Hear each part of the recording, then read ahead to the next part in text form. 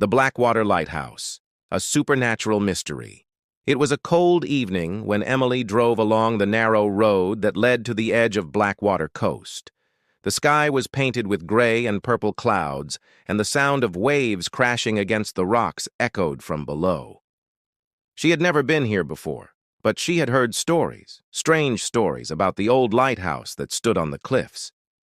Emily was a young journalist, always looking for something unusual to write about.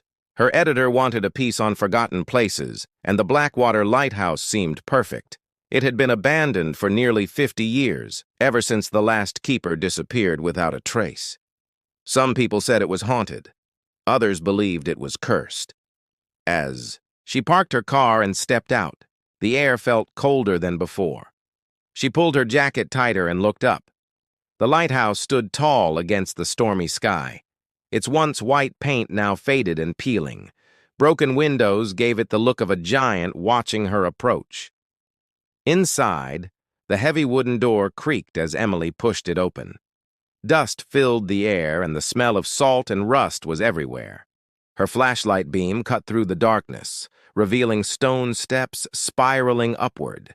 Each step echoed loudly, as if the tower itself was alive and listening. At the top, the lantern room still held the remains of the great light. Its glass panels were cracked, and the machinery was covered in rust. But what caught Emily's attention was the journal lying on the floor, half buried in dust. She picked it up carefully. The journal belonged to Thomas Gray, the last keeper of the lighthouse. His handwriting was shaky but readable. Emily sat by the broken window and began to read. December 12th, 1972.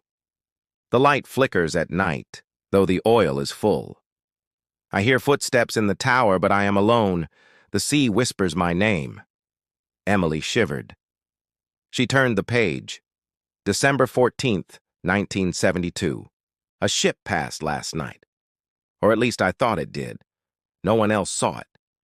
The fog was thick, but I swear I heard voices calling from the water. Page after page, the entries grew darker.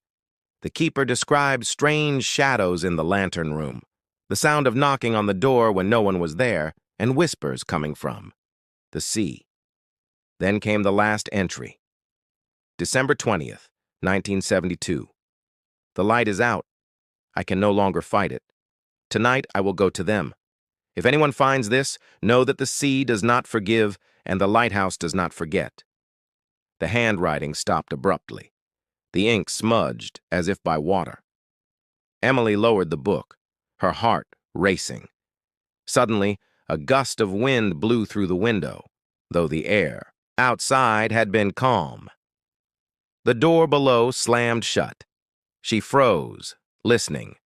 Footsteps echoed on the stairs, slow and heavy, climbing toward her. "Hello," she called out, trying to sound brave. Her voice trembled. No answer, only the steady rhythm of footsteps coming closer. She aimed her flashlight at the stairs. For a moment she thought she saw a shadow, tall, thin, moving, unnaturally slow. She blinked and it was gone. Her phone buzzed in her pocket. She pulled it out, hoping it was just her editor checking in, but the screen was black, filled with static, and then in a faint whisper, it spoke. "Leave!" Emily dropped the phone, her breath coming fast. She backed away toward the broken window. Far below, the waves crashed angrily against the rocks. Behind her, the lighthouse. Beam swept across the sea, though no one had lit it. And in its light, for just a second, Emily saw them, figures standing on the water, watching her, their eyes glowing like the lantern itself. She ran down the stairs, out the heavy door, into the storm that had suddenly risen over the coast. The waves were higher now, almost touching the base of the cliffs. She drove away as fast as she could, not daring to look back. The road seemed longer, this time twisting endlessly through the dark. When she finally reached town, her car stopped in front of the small inn where she was staying. Inside, she rushed to her room and locked the door. Her hands were still shaking as she placed the journal on the desk. But when she opened it, the pages were blank. Every single one. Emily stared in disbelief. She knew what she had read. She knew what she had seen. But the book gave her nothing. That night, she couldn't sleep. Every time she closed her eyes, she heard the waves.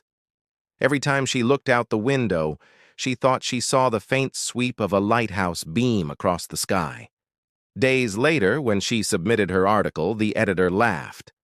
"A haunted lighthouse, Emily? You've got a wild imagination."